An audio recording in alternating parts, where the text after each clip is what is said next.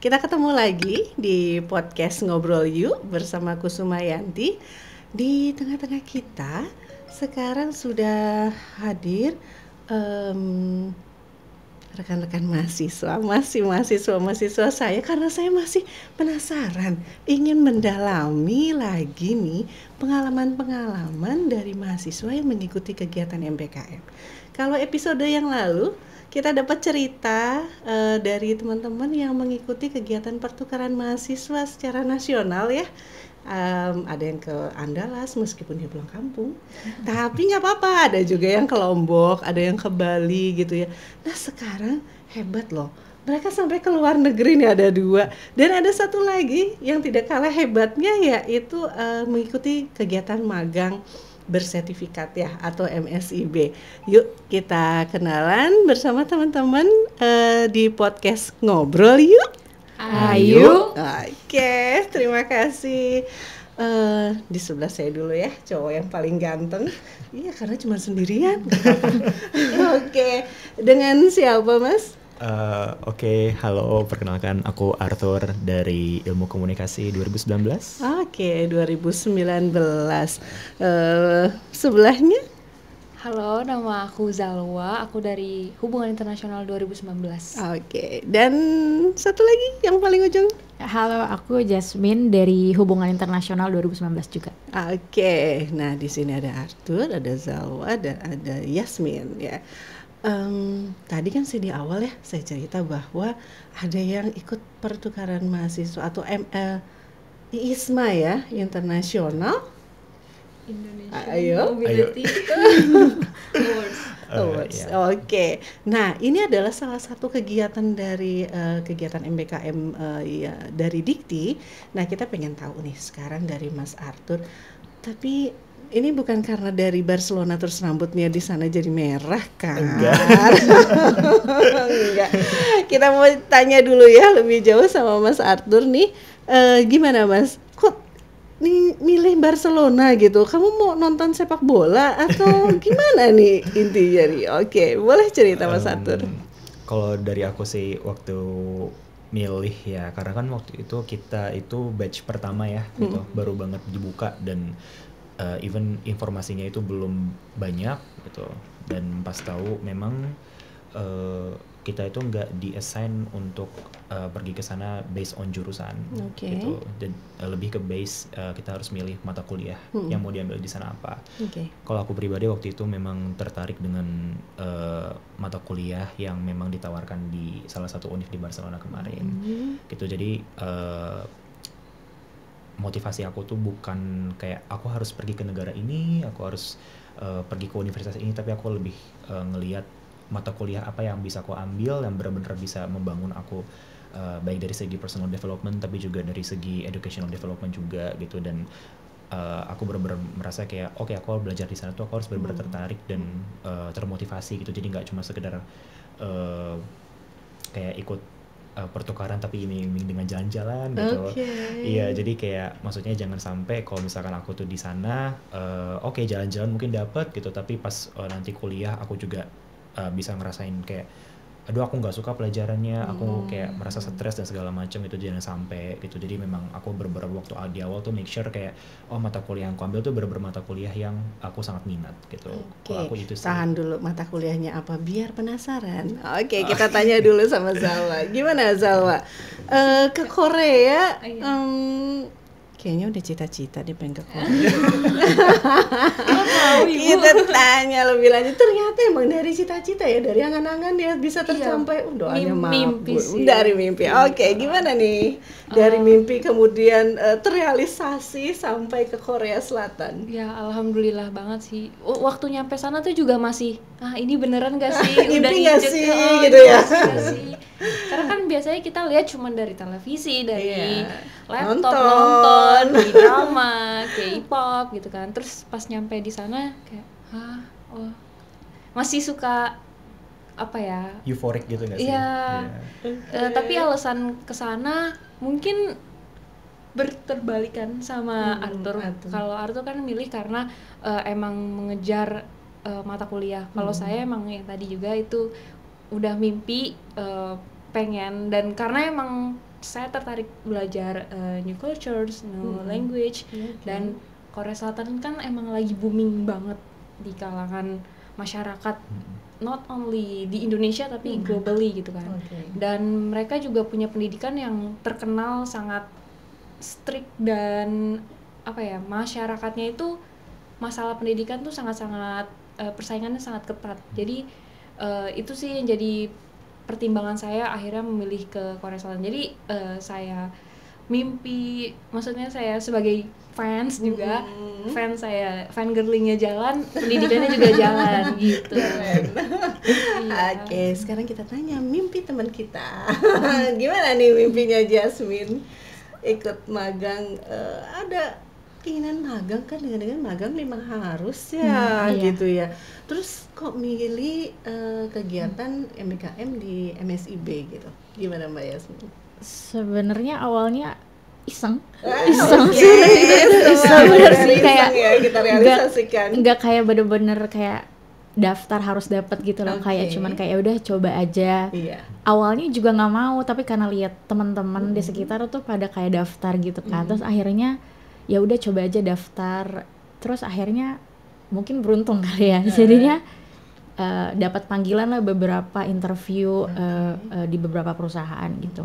Terus kemarin akhirnya dapat. Boleh dong dikasih tahu daftarnya kemana sih? Perusahaannya? Kalau banyak sih, cuman yang kemarin aku dapat itu di Zenius. Oke, di Zenius. Gini Mbak Yasmin, ada beberapa lah ya adik-adik gitu ya, adik-adik mahasiswanya Jasmine, adik-adiknya itu yang merasa khawatir ya, nanti saya kalau magang kok kayaknya nggak sesuai sih sama kompetensi saya nih ya. Misalnya Yasmin nih dari HI, kemudian magang di Zenius, itu di bagian apa, kemudian gimana sih cara untuk bisa meyakinkan adik-adiknya bahwa nggak usah worry gitu, gimana tuh? Waktu di Zenius sih kebetulan kerjaannya tuh nggak HI juga, kayak 180 derajat, bukan HI, bener-bener bukan HI. Terus kalau misalnya ditanya worry apa enggak, pasti worry sih, karena kan nggak tahu sama sekali gitu tentang pekerjaannya. Tapi di MISB itu dikasih kesempatan buat belajar sih, kayak bareng dari nol gitu, karena di sana juga dikasih mentor dan lain-lain. Jadi kalau misalnya khawatir, jangan khawatir sih, soalnya bakal bener-bener diajarin banget. Karena kayak aku tuh waktu satu grup itu berenam tuh dapat mentor satu, dan dapat kesempatan buat kayak one on one ngobrol, mentoring sama mentornya juga orang-orang luar biasa banget di industrinya gitu. Jadi bener-bener bakal dibimbing banget sih dari nol kayak gitu. Dapat guru yang hebat ya. Betul. Berarti ya. Berarti nggak usah khawatir ya, meskipun itu bukan kompetensi kita, karena kita pasti belajar kan gitu ya, dan kita didampingin. Oke, tadi kan kita sudah punya ada catatan ya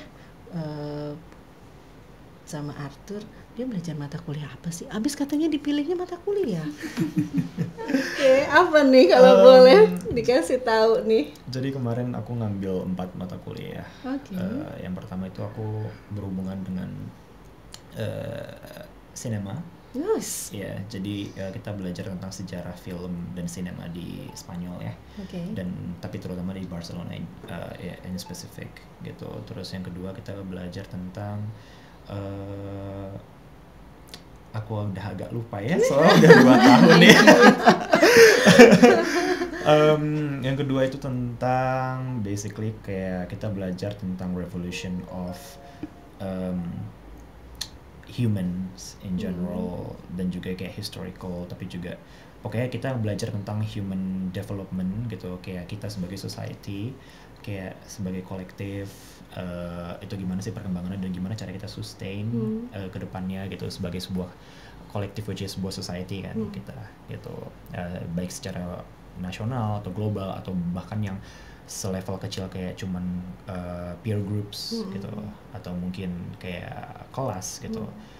Nah terus yang ketiga, jujur aku lupa ya. Itu aku udah lupa.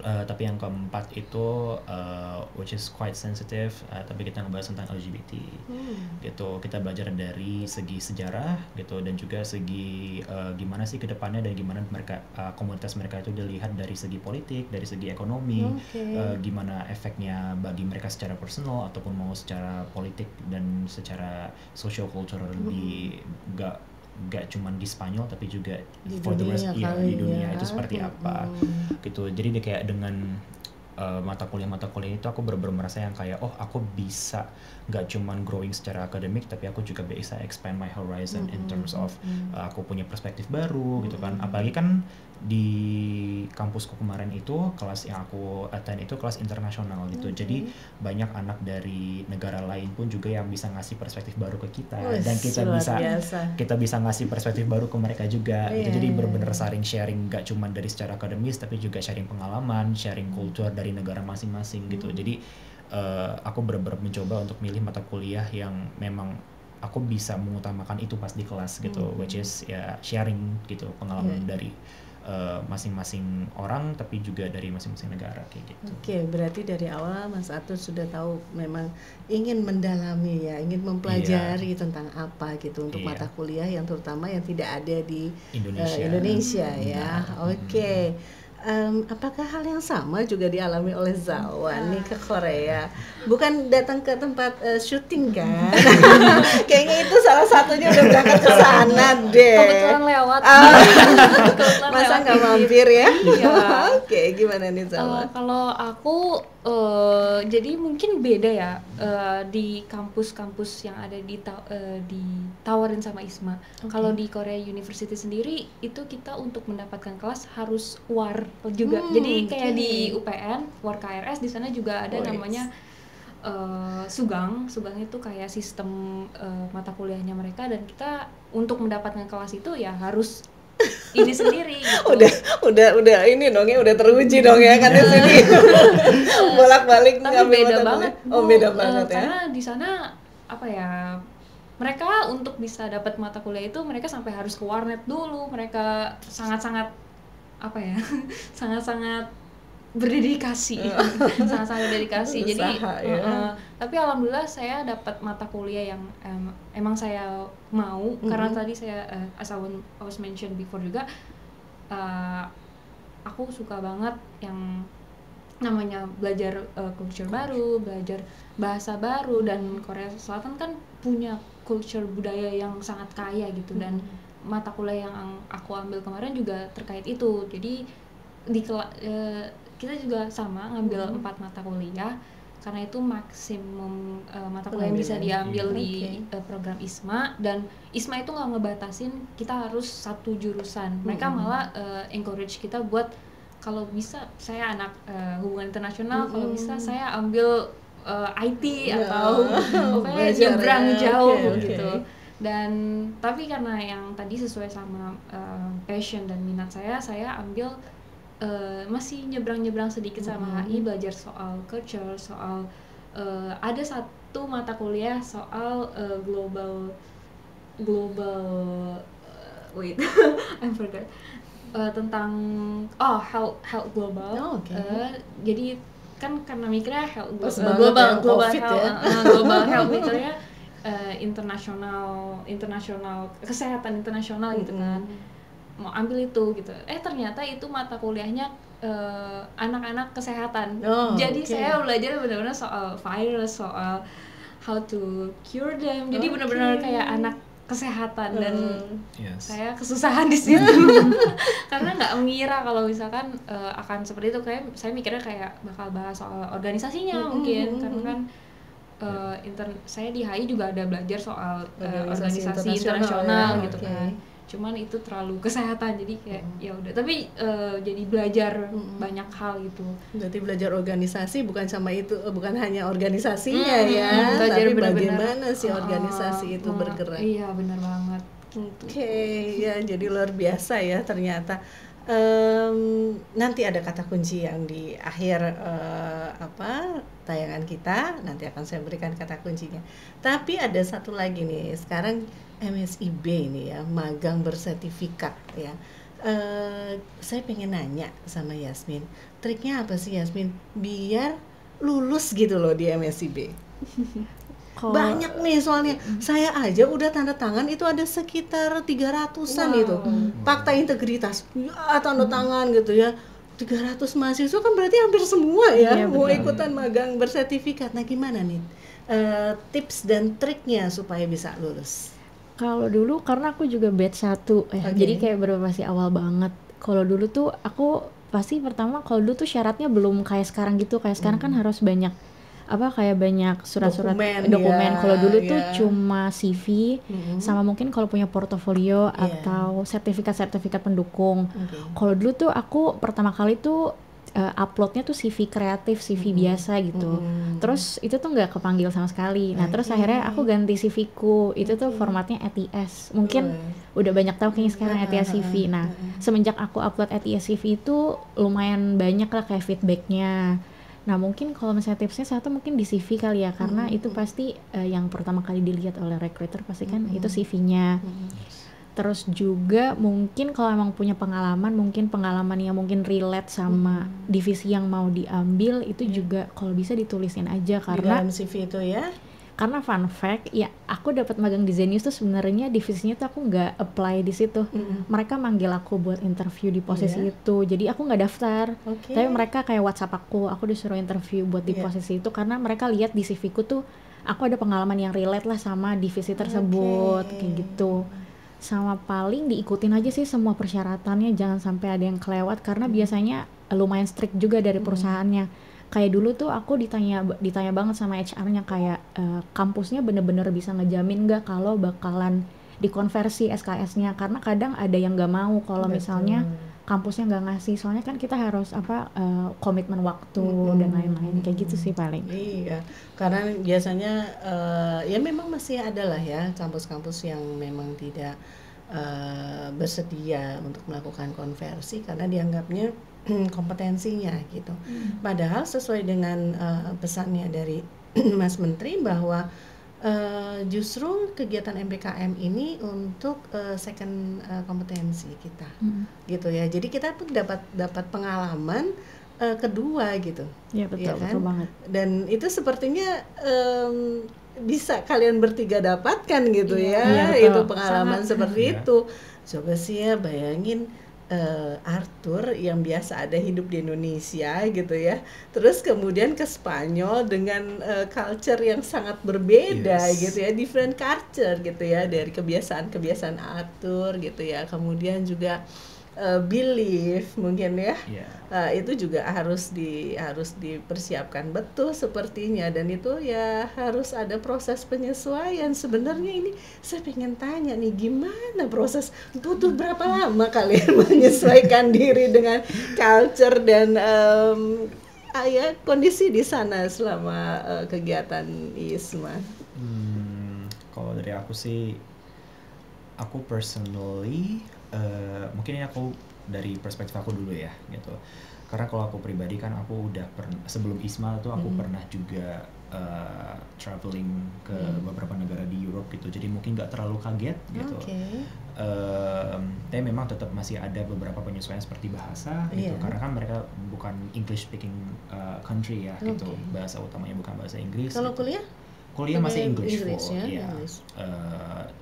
Tapi memang kalau untuk penyesuaian mungkin memang ada beberapa, misalkan kayak let's say kalau misalkan nggak ada yang tahu gitu kan di para penonton atau kayak para pendengar, kalau misalkan di negara barat itu kan makan nasi pakai garpu, kayak kita nggak bakal dikasih sendok, jadi di situ mungkin ada, kalau aku mungkin ya karena memang sudah pernah traveling jadi sudah biasa, tapi mungkin ada beberapa temen yang nggak pernah traveling bahkan ke luar negeri gitu, terus mereka harus kayak sendok ya. Iya, menyesuaikan dulu gitu, dan habitnya ya. Iya, teman-teman pun juga kemarin ada beberapa yang memang masih agak kaget gitu, tapi mungkin seiring berjalannya waktu mereka kayak ya mungkin 2-3 minggu ya itu baru mulai terbiasa gitu. Dan begitu juga dengan misalkan kayak kayak Barcelona itu kan kota yang sangat friendly dengan pedestriannya gitu, jadi mereka mungkin harus membiasakan diri untuk jalan kaki gitu, atau misalkan kayak bahkan naik kendaraan umum pun kayak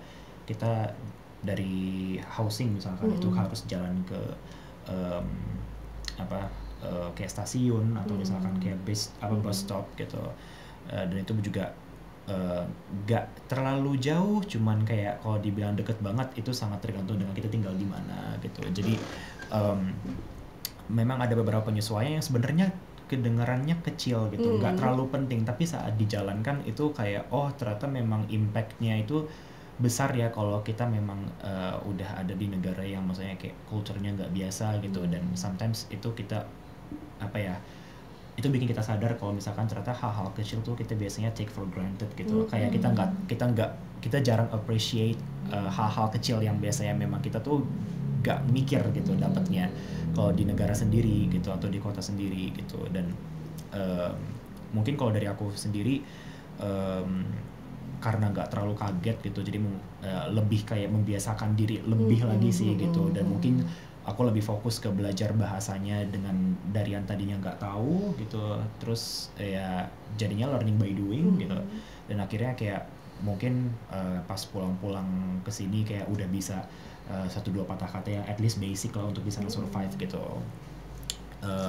Tapi kalau misalkan untuk mungkin Zalwa juga bisa relate ya gitu kan, karena kita sama-sama nggak di English speaking country ya gitu. Jangan pernah expect kalau semua orang bisa berbahasa Inggris. That's gitu. true. Iya.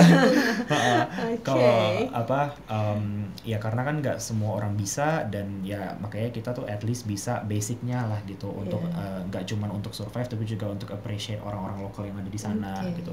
Karena kalau misalkan logikanya kita balikin aja gitu, kalau orang bule ke Indonesia ya atau dari manapun itu ke Indonesia, kita di sini kan nggak semuanya bisa bahasa Inggris juga dengan lancar kan gitu. Jadi dibalikin aja logikanya kalau kita keluar negeri kayak gitu sih. Mungkin Zalwa ada yang mau nambahin? Silakan Zalwa.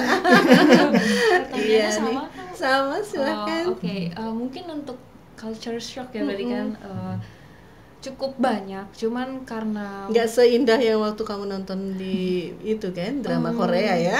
Iya, ya beberapa ada yang sama, beberapa ada yang ternyata nggak seindah itu. Iya, tapi untuk pribadi karena mungkin saya terlalu banyak konsumsi hal-hal berbau Korea Selatan itu, jadi sampai sana nggak terlalu banyak yang kaget ya, kagetnya. kaget ya. Cuman emang ada beberapa hal yang kayaknya mungkin bisa di sharing supaya tahu gitu. Sama seperti Arthur, kalau Korea Selatan bukan English speaking country, jadi kalau bisa adalah bahasa Korea yang kalian basic speaking, daily speaking itu seenggaknya tahu gitu. Annyeonghaseyo or sekedar kamsahamnida. Annyeonghaseyo artinya halo, kamsahamnida artinya terima kasih gitu. Atau mungkin butuh saat kita mau ke restoran itu beli makan atau mau nyari toilet itu karena apa ya, mungkin banyak yang udah tahu juga Korea Selatan termasuk negara nggak semua masyarakatnya tapi bisa dibilang cukup diskriminatif terhadap foreign yang datang. Dan kebetulan saya juga Muslim dan berhijab, itu menjadi faktor yang cukup dinilai juga sama mereka. Karena saya sempet ada pengalaman buruk, ada pengalaman baik juga, cuman mungkin pengalaman buruknya yaitu kalian harus siap sama perbedaan budaya yang dimana di sana nggak ada yang namanya restoran tertulis halal atau produk nyari halal nggak ada ya, atau produk tertulis halal. Mungkin ada beberapa di wilayah yang memang dikhususkan kayak di Itaewon itu memang daerah yang cukup karena di situ ada markas army-nya US. Jadi di situ banyak kayak multicultural, masyarakatnya tuh di situ banyak. Jadi ada makanan Arab, makanan dari Asia juga ada, restoran Indonesia pun ada juga di situ, dan cukup ramai yang jadi budaya tapi hanya di situ aja. Jadi kalau misalkan saya tinggal nggak bisa dibilang deket situ, jadi makan pun ya kita harus hati-hati sendiri. Makanya ketika saya di sana saya makan ayam terus aja gitu. Ayam yang aman ya aman ya, bismillah lah pokoknya makan saya yakin ya ngobrol alam nggak tahu ini diolahnya gimana gitu kan, cuman kan saya berusaha gitu kan. Terus apa ya, tadi juga soal bahasa, kebetulan kelas saya bisa ngambil kelas bahasa, jadi saya learning by doing juga. Jadi saya belajar di kelas itu saya praktikin di sehari-hari. Jadi saya juga ikut ada beberapa mungkin bisa dibilang klub itu isinya mahasiswa internasional dari berbagai negara, dan kegiatan apa, kita setiap minggu itu rutin ketemu dan dibagi menjadi kelompok-kelompok dan kita ngobrol, kita language exchange, culture exchange juga. Jadi banyak dapat temen tuh dari ikut klub itu. Tuh. Terus juga yang bagusnya dari Korea University, mereka punya program sendiri khusus bagi international student. Itu pasti gak perlu kalian daftar atau gimana, pasti kalau kalian sebagai international student belajar di Korea University, kalian masuk ke program ini dan mereka kayak ngasih buddy, asisten itu mahasiswa lokal sana yang bisa nemenin kita ya. Jadi kita ada kebingungan soal akademis, kita bisa nanya atau minta diajak keliling-keliling kampus, atau bahkan kayak ajak dong touring di Seoul gitu, itu juga bisa gitu. Jadi emang apa ya, walaupun banyak hal-hal yang bikin kaget kayak nggak ada bidet di sana. Kalau kita kan habis kamar mandi harus dibilas atau di itu. Kalau di sana nggak ada semprotan, nggak ada bidet, jadi tisu aja. Bawa bidet portable. Iya, kalau bawa bidet portable itu bisa. Gitu. Jadi itu sih paling. Oke, pengalaman yang luar biasa ya.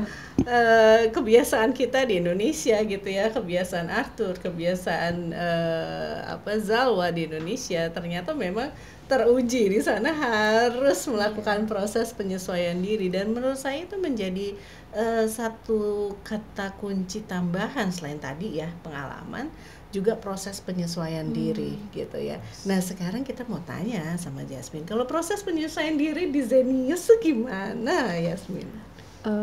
Kalau proses penyesuaian diri tuh lumayan berat sih, bukan berat tapi beratnya in a good way, bagus gitu. Karena kebetulan waktu magang di Zenius itu divisiku khususnya itu kita tuh bukan cuman kerja doang kebetulan. Divisi jadi apa? Aku tuh dapatnya instructional designer waktu di Zenius. Itu tuh kerjanya kayak ngerancang kurikulum pendidikan, pembelajaran. Nah itu selain kerjanya juga di Zenius itu tuh sebelum kita mulai kerja tuh dikasih semacam assessment gitu loh. Jadi kita diajarin untuk cara berpikir yang benar, terus kayak belajar macam-macam science kayak gitu. Jadi sebelum kita kerja itu dikasih assessment dulu sama mereka. Jadi mereka tuh tahu sebenarnya kita tuh level berpikirnya tuh di mana sih. Kalau ternyata misalnya memang masih kurang, sama mereka tuh akan dikasih mentor dan lain-lain. Jadi tuh setiap minggu tuh suka ada kelasnya. Bahkan ya CEO-nya sendiri juga langsung ngajarin gitu. Hebat, luar biasa. Jadi mungkin lumayan berat penyesuaiannya karena mungkin belajar something yang aku belum pernah belajarin sama sekali gitu. Jadi bener-bener hal yang baru. Tapi setelah dilewatin ternyata bisa juga, dan sampai sekarang tuh kayak manfaatnya masih kerasa banget sih. Karena bener-bener ngubah pola pikir. Mungkin dari yang tadinya kita ngira suatu hal itu bener, ternyata enggak gitu. Dan sekarang kayak kalau ngelihat sesuatu tuh perspektifnya jadi makin luas. Jadi kayak bener-bener banyak banget yang dipelajarin sih. Emang mungkin berat mungkin penyesuaiannya, tapi setelah dilaluin tuh manfaatnya banyak banget sih yang didapetin waktu dari Zenius itu. Oke, ya jadi memang sangat luar biasa ya, mengubah pola dari program magang yang dulu ya sangat konvensional ya. Kemudian sempat juga tuh di FISIP kita memandang bahwa kalau misalnya magang ini tidak ada kerjasamanya gitu ya dengan kami di FISIP gitu, biasanya kami akan nolak gitu. Karena bukannya kami nggak percaya, nggak, tapi yang namanya kami menitipkan anak-anak keluar gitu ya, menitipkan mahasiswa keluar, dan kami harus pastikan betul bahwa perusahaan tempat mahasiswa magang itu memang memiliki kesamaan berpikir dengan kami gitu.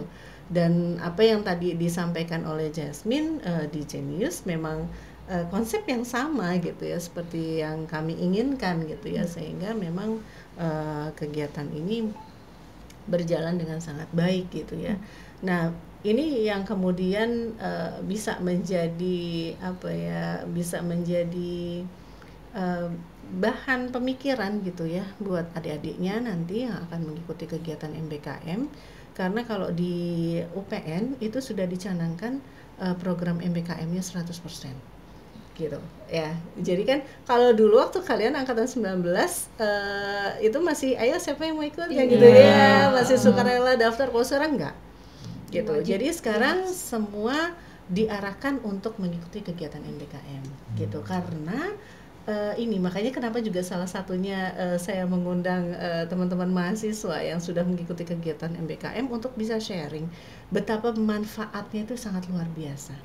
Ya mungkin kalian bertiga juga merasakan itu gitu ya. Nah, manfaat yang sangat luar biasa ini juga sudah selayaknya lah gitu ya, para mahasiswa juga mendapatkan pengalaman yang sama ya, kira-kira proses penyesuaian diri, menambah pengetahuan dan sebagainya gitu ya, itu pengalaman yang luar biasa gitu, sehingga menjadi tadi Yasmin membuka sebuah kata kunci baru menurut saya, itu membiasakan diri kita gitu ya, habit kita sehari-hari yang dulu seperti apa sekarang berubah ya dong. Sepulangnya dari Barcelona sama dari Korea berubah dong.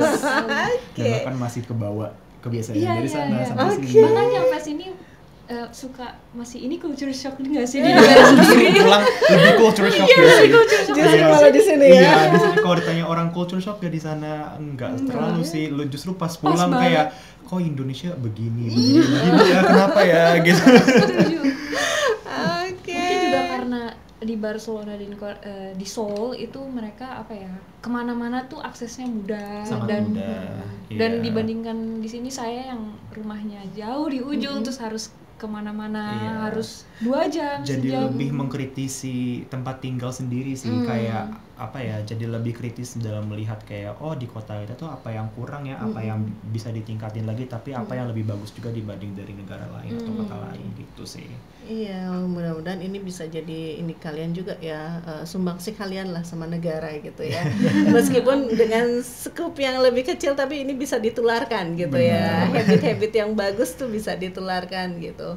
Dan menjadi cara berpikir kita menjadi lebih kreatif ya, lebih berkembang sepertinya itu. Oke, setelah ini nanti kita akan coba wawancara sama yang punya kebijakan gitu ya di UPN, nanti dengan Pak Dr. Dudi Heriadi ya, beliau sekarang sudah jadi wakil rektor bidang akademik ya.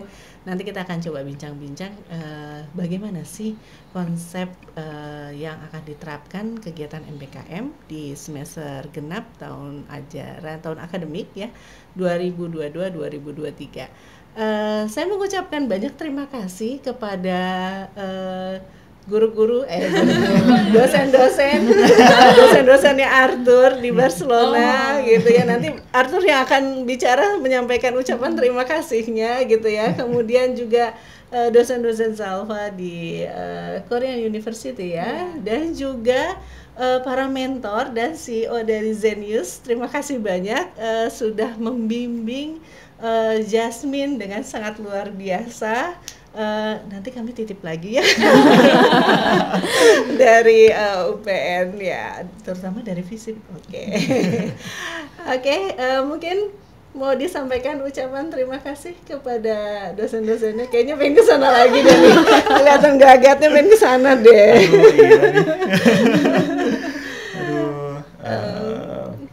Kalau dari aku sih ya mungkin boleh dalam bahasa Spanyol. Wow. Bisa banget nih, mohon maaf nih.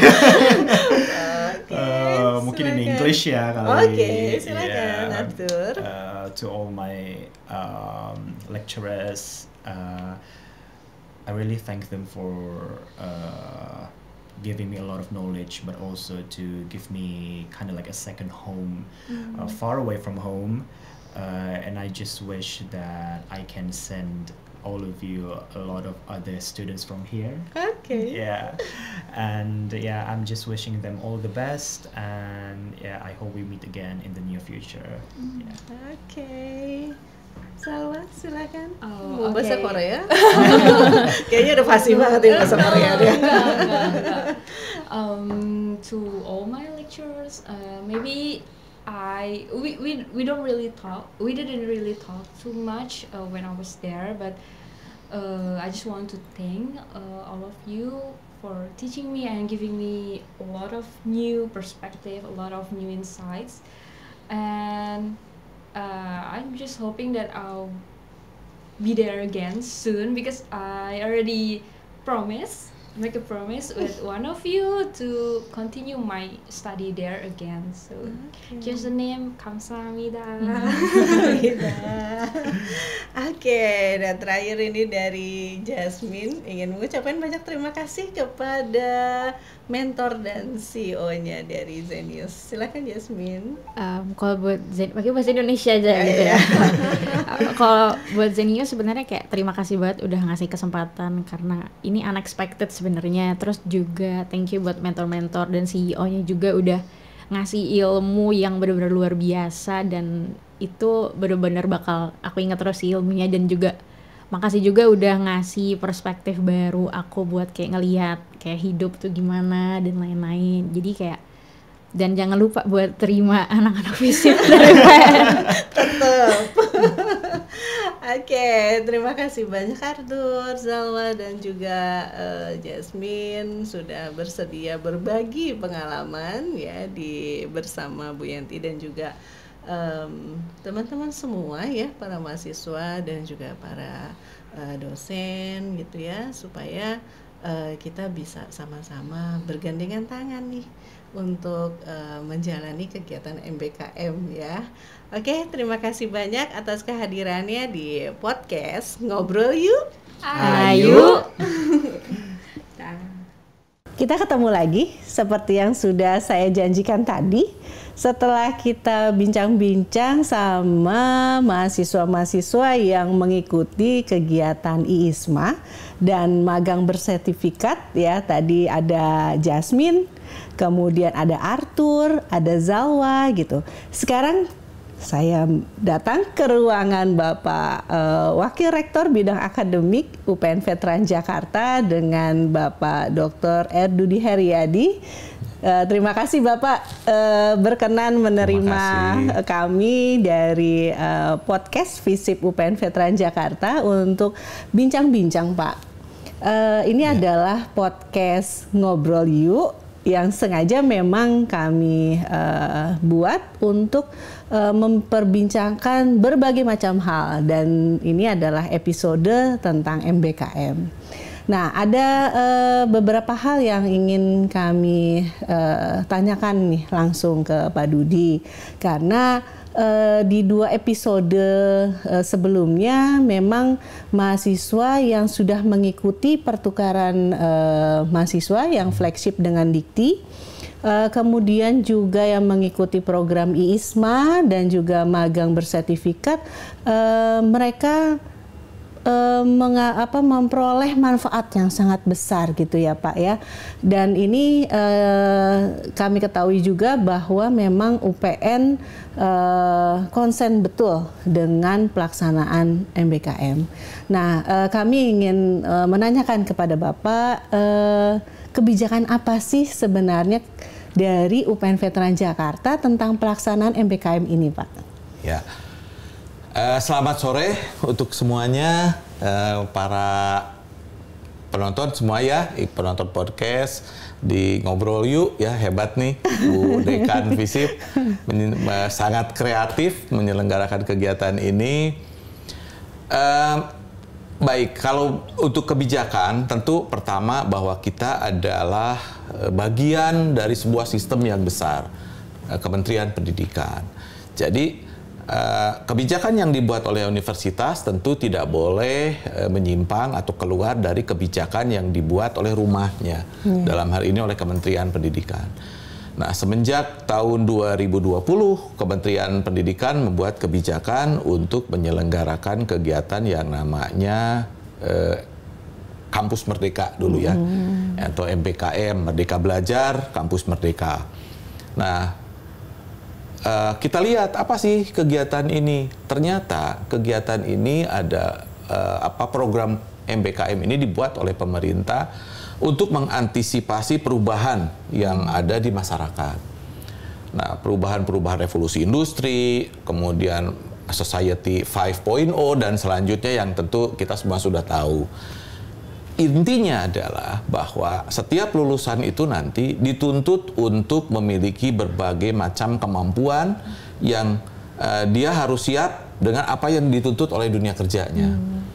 Orang yang belajar FISIP misalnya, di FISIP dia belajar politik.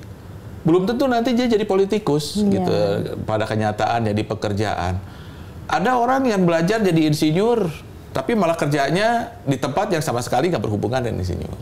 Nah, itu harus diantisipasi sehingga Kemendikbud, Ristek sekarang ya, Kemendikbud membuat program-program yang memungkinkan lulusan itu menjadi lebih fleksibel, fleksibel sehingga dibekalilah mahasiswa dengan kemampuan-kemampuan yang tidak hanya satu kemampuan. Kalau dulu orang belajar misalnya masuk ke ilmu komunikasi, maka ya sudah dia dari semester 1 sampai semester akhir belajarnya komunikasi. Dia tidak belajar yang lain. Nah, pemerintah mendorong untuk coba selain komunikasi, dia harus menjadi ahli komunikasi sesuai kompetensi yang dia pelajari. Dia juga harus dibekali kemampuan yang lain. Yang sesuai dengan minat, kemauan, keinginan, cita-cita dari mahasiswa. Dibukalah kebebasan untuk mahasiswa menikmati kegiatan belajar di luar program studinya. Bisa di dalam kampus, tapi lain program studi, misalnya dari komunikasi belajar ke ilmu politik, atau bisa juga dia belajar dari keluar kampus, gitu ya, dan di luar UPN. Dia boleh belajar di mana saja, di kampus lain, di perusahaan, di masyarakat, di sekolah, dia menjadi guru, misalnya itu semua dimungkinkan. Nah, dengan aturan-aturan bobot 20 SKS dan selanjutnya. Nah, ini kita coba antisipasi, terus kita perbaiki dari tahun ke tahun. Nah, untuk tahun 2023 ini, kita mencoba melaksanakan apa yang sudah lama direncanakan. Apa yang lama direncanakan itu bahwa nanti, karena melihat manfaat yang sangat besar dari MBKM ini, kita ingin bahwa semua mahasiswa memiliki kesempatan untuk mendapatkan manfaat ini. Maka kita mencoba agar pada gilirannya nanti seluruh mahasiswa UPN pernah merasakan mencoba kegiatan MBKM ini. Maka diambillah kebijakan bahwa mahasiswa pada semester 5 dan 6 diharapkan untuk ikut kegiatan MBKM. Mahasiswa sebetulnya boleh memilih mau di semester 5 atau di semester 6. Hanya untuk sementara kita mencoba mengambil kebijakan agar tidak berat sebelah ya, Bu. Nah, jadi mahasiswa kita coba bagi dua. Nanti ke depan itu mahasiswa yang NPM-nya ujung nomor induk mahasiswanya ganjil, dia mengambil di semester ganjil, MBKM-nya di semester 5. Yang ujung nomor induk mahasiswanya genap, dia ngambil di semester genap. Ya, ini semata-mata mengatur agar beban kegiatannya berimbang di semester ganjil dan di semester genap. Walaupun boleh juga kalau mahasiswa diterima di program flagship misalnya, karena kan MBKM ini ada yang flagship, ada yang mandiri ya. Flagship ini adalah kegiatan-kegiatan yang dilaksanakan oleh pemerintah. Misalnya IISMA tadi yang Ibu sebut. Itu adalah program-program kegiatan yang dilaksanakan oleh Kemendikbud. Tentu jadwalnya ditentukan oleh Kemendikbud, segala macam. Kita ikut dengan Kemendikbud. Sehingga untuk program flagship ini mahasiswa boleh. Tidak usah melihat NPM ya, ganjil genap. Nah, tapi karena pemerintah juga masih terbatas melaksanakan kegiatan-kegiatan yang flagship ini, maka kami di kampus mencoba mengkreasi kegiatan-kegiatan yang mandiri untuk menampung mahasiswa yang memiliki minat namun belum memiliki kesempatan untuk mengikuti yang flagship. Nah, ini kita kembangkan juga, bahkan mulai tahun ini kita mencoba satu jenis MBKM yang kegiatan MBKM yang baru, yang disebut sebagai ABN, ya, aktualisasi bela negara. Karena UPN ini kan mencanangkan diri sebagai kampus bela negara. Bagaimana sih kalau kita tanya masyarakat umum ya? Bela negara, kebanyakan orang berpikir kalau bela negara ya jadi tentara, gitu kan ya, latihan militer segala macam. Padahal bela negara itu luas. Nah, ini yang ingin kita perlihatkan, termasuk kepada mahasiswa, bahwa kalau kita namanya bela negara nggak harus jadi tentara. Jadi apapun kita bisa melakukan kegiatan bela negara. Nah, ini kita aktualisasikan dalam kegiatan ABN ini, dan mahasiswa boleh pilih itu nanti. Jadi dia bisa pilih kegiatan ABN sebagai salah satu alternatif kegiatan bela negara. Pertanggungjawaban 20 SKS-nya insya Allah kita siap. Mulai mengapa kegiatan misalnya nanti pembuatan proyek di desa itu bisa 20 SKS, yaitu kita bisa pertanggungjawabkan secara sesuai aturan KKNI ya. Insya Allah kita bisa sesuai. Oke.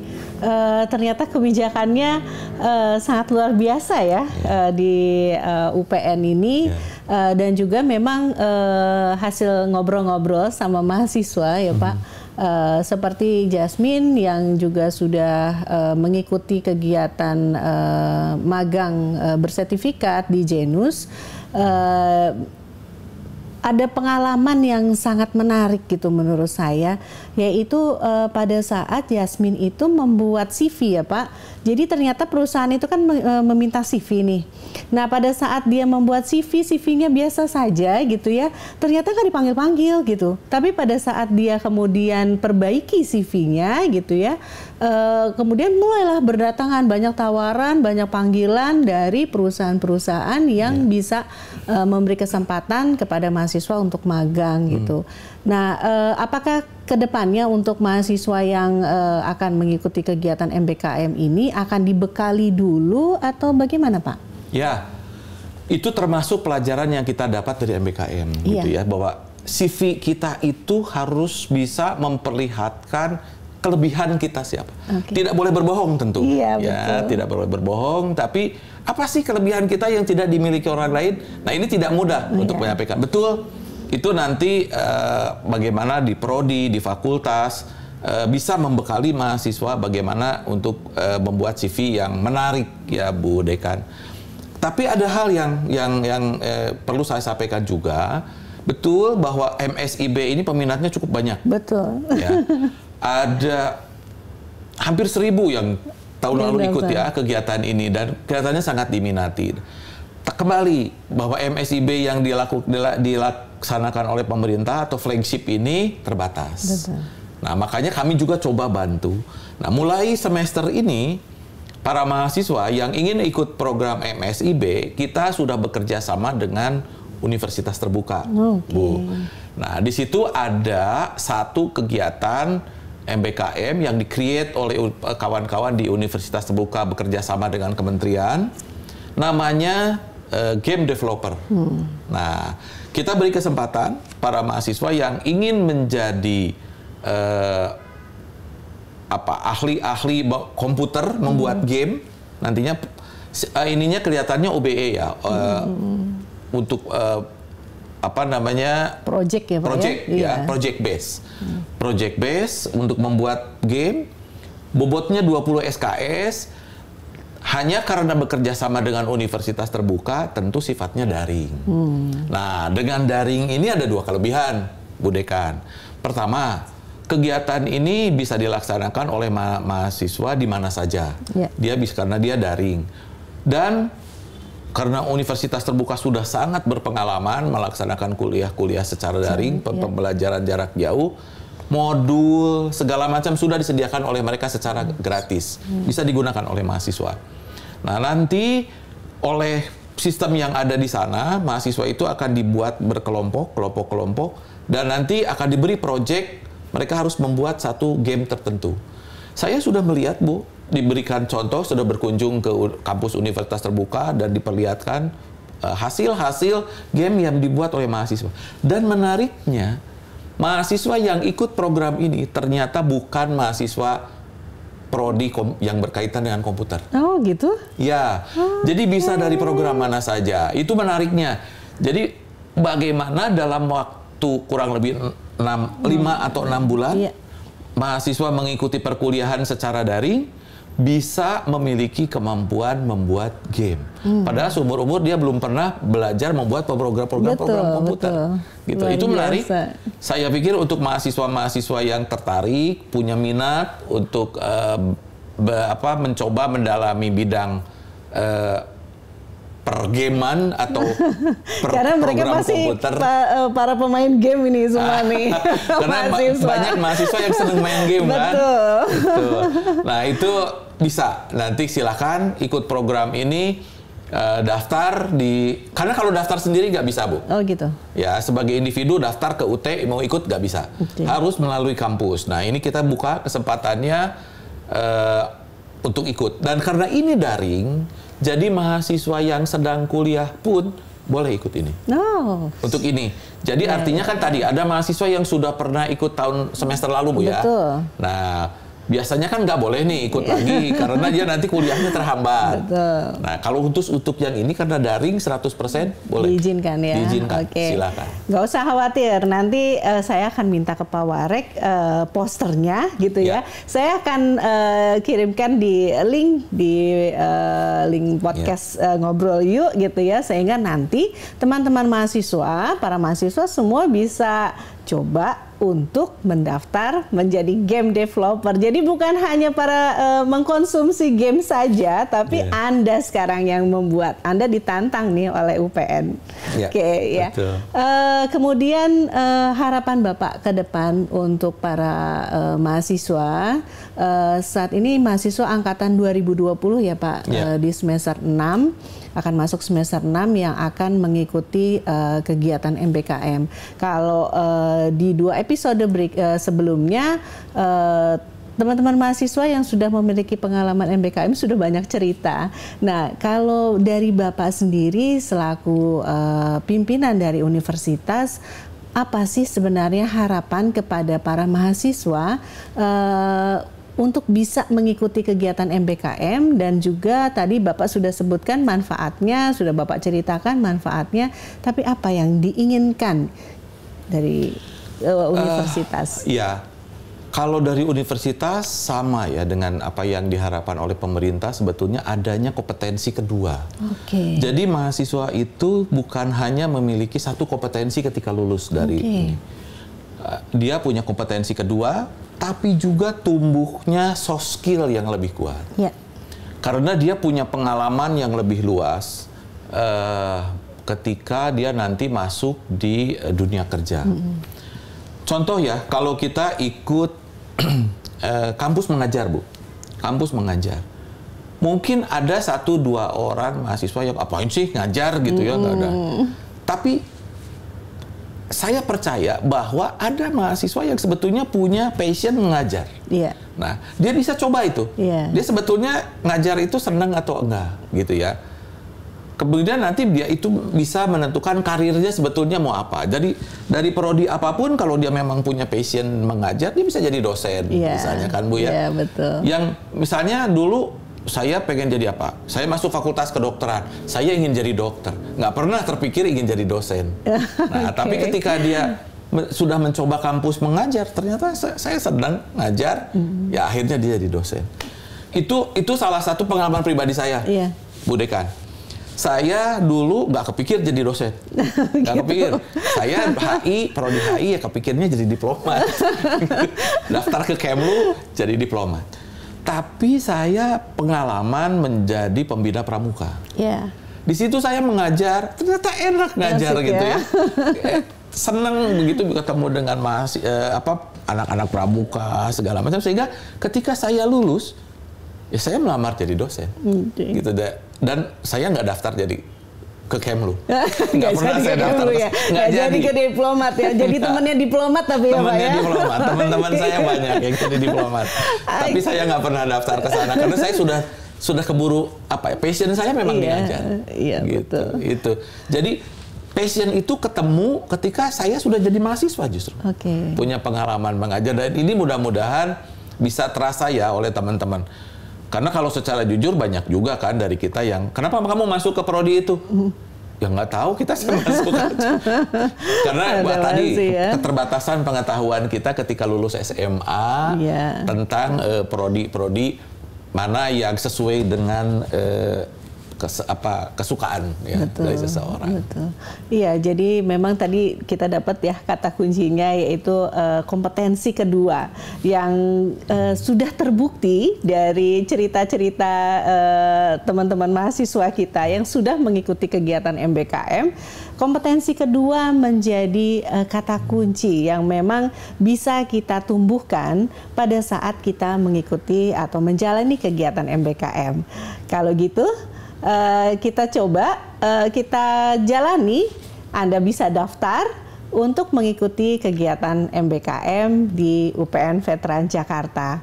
Terima kasih banyak Pak Warek atas kesempatannya kepada kami dari podcast Ngobrol Yuk untuk bincang-bincang dengan Bapak. Sekarang sudah jelas ya bagaimana dukungan yang sangat penuh dari universitas untuk para mahasiswa mengikuti kegiatan MBKM. Terima kasih banyak Bapak. Terima kasih. Sama-sama. Kita nanti ketemu ngobrol-ngobrol lagi dengan topik yang berbeda ya Pak. Siap. Ya. Oke, terima kasih.